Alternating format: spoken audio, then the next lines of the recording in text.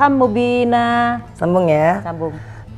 Liyaghfiralaka Allahu ma taqaddama. Angelina Sondakh ditantang sambung ayat Al-Quran oleh Maya Estianty. Ini sosok berjasa membimbing. Berada di balik jeruji besi selama 10 tahun membuat Angelina Sondakh menjadi pribadi yang lebih religius. Sering sudah diungkapkan bahwa Angie menghabiskan waktunya selama di penjara dengan mendalami agama Islam.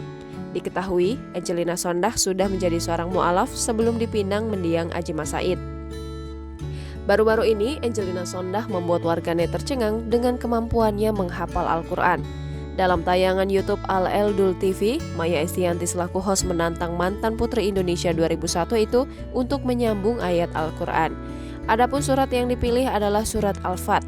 Maya Estianty lebih dulu membaca ayat pertama dari surah tersebut.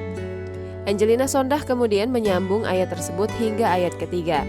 Saat melantunkan bacaan ayat tersebut, ia terlihat begitu menghayati. Ibunda Al-Eldul tak bisa menutupi kekagumannya saat mendengar Angie melantunkan bacaan Al-Quran dengan sangat fasih. Menurut Angie, kemampuannya menghafal Al-Quran tak lepas dari sosok bernama Widya, rekan satu selnya yang memang seorang hafiz atau penghafal Al-Quran. Berkat Widya yang selama di penjara membimbing Angie, akhirnya Ibu Kia Numa Said itu bisa mengaji dengan baik bahkan menghafalnya. Setelah menyelesaikan hukumannya, kini sosok Angelina Sondakh tampil semakin religius.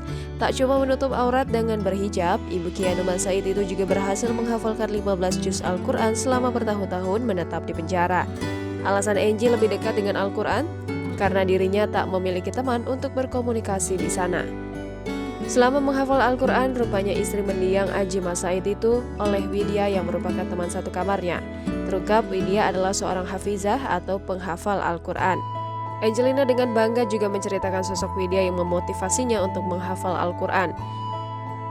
Angie juga mengungkapkan jika dirinya bersama Widya selalu membaca dan menghafal Al-Quran setiap hari. Ia bahkan mengaji dari sholat subuh hingga menjelang waktu sholat duha. Jangan lupa subscribe, share, komen, dan like ya!